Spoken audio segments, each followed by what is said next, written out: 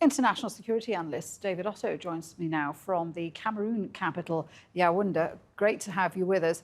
So a lot of concern over how Daesh is changing and developing. Are they trying to gain a foothold in African countries to make up for the losses in the Middle East?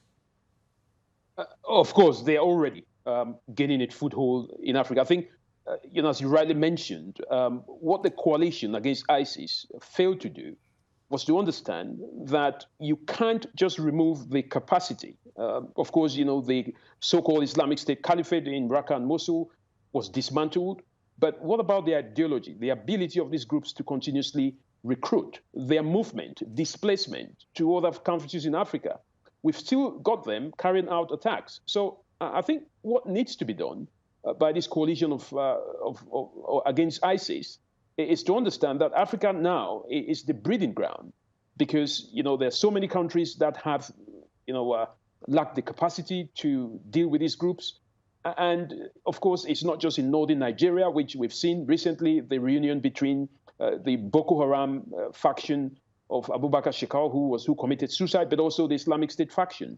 We've seen attacks in Mozambique. We've seen current activities in Democratic Republic of Congo. Somalia is still there with Al-Shabaab. In Libya, we've got threats along this. So I think Africa is a huge player and shouldn't just be invited as a side. There should be a big player in this coalition against ISIS. What do you make of this idea put forward by the Italian foreign minister for an international task force to fight Daesh in Africa? We've already seen foreign troops, French troops in the Sahel, for example, trying to take on Daesh. Do you think an international task force is going to be more successful? I think it could be successful, depending on how they actually carry out their operations. We've seen, for example, Operation Barkhane, which was launched by France in 2012 in Mali. The French President Emmanuel Macron has just annulled this operation. He's asking the troops to leave Mali. Now, the success, cannot be seen. So I think what needs to be done is to work in genuine collaboration with African countries. Nigeria, for example, has been battling the most powerful of all the Islamic State factions for almost 2 decades.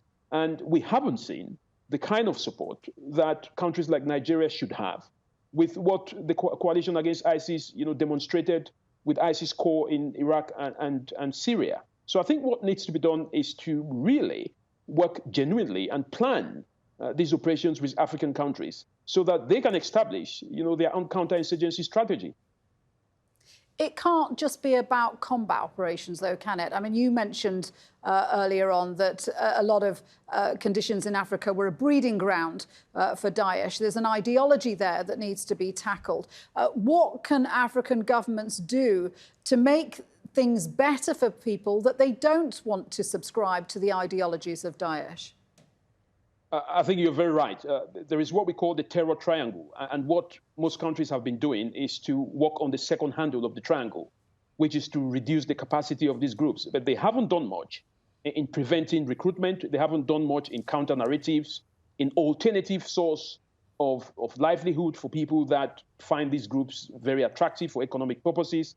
They haven't done much in protecting critical infrastructure and very weak targets. So I think what needs to be done is to look at this terror triangle and say, okay, we may be able to do well in reducing Daesh's capacity to operate. But what about their capacity to recruit? What about their capacity to continuously push forward their narratives in the social media? I think all this has to come as a comprehensive strategy, which of course has to be intelligence-led. David, good to speak with you. Thank you, David Otto there.